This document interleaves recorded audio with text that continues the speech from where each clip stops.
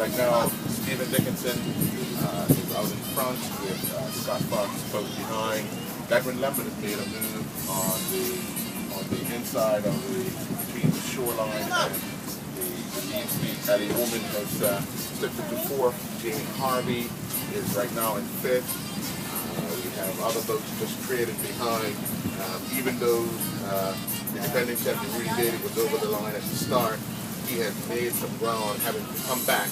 And the good thing about having to come back, he had a lot of clear air on his own and just kept that flow going. He's made his way up to the 8th position, just behind Fogo. Now, ironically, Stephen Dickinson has a new crew for this race. Bahamian, Bermudian, Garrick Carson, and actually Stephen's regular crew, Pat Young, is sailing with Heath Fogo. George, let's talk a little bit about this subtle change. Dickinson used to things having to do with Pat Young, and now he's got a relatively newcomer.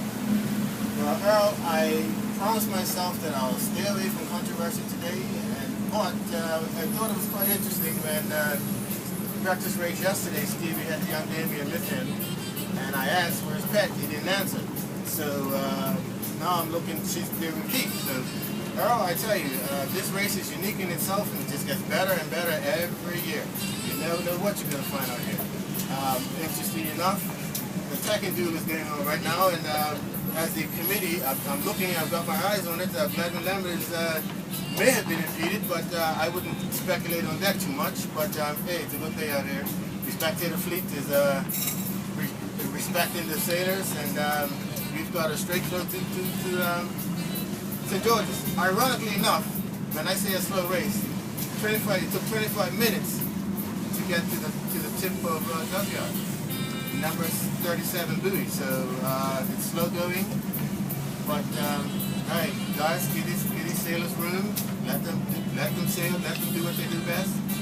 Ironically enough, here we are, we're in an attacking duel. Everybody's trying to get to the shoreline now. Guys, keep an eye out for our sailors.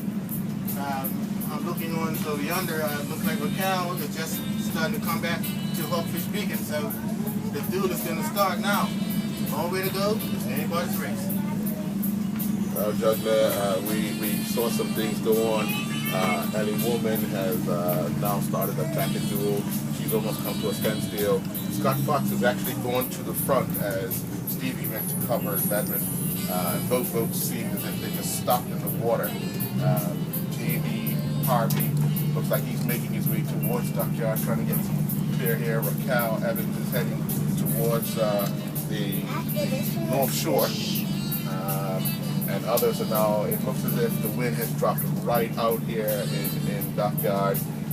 We're in line with the cruise ship, and things look like they've come to a standstill. Believe it or not, on the water, it's just a sit and wait type thing for some. They're looking for clouds.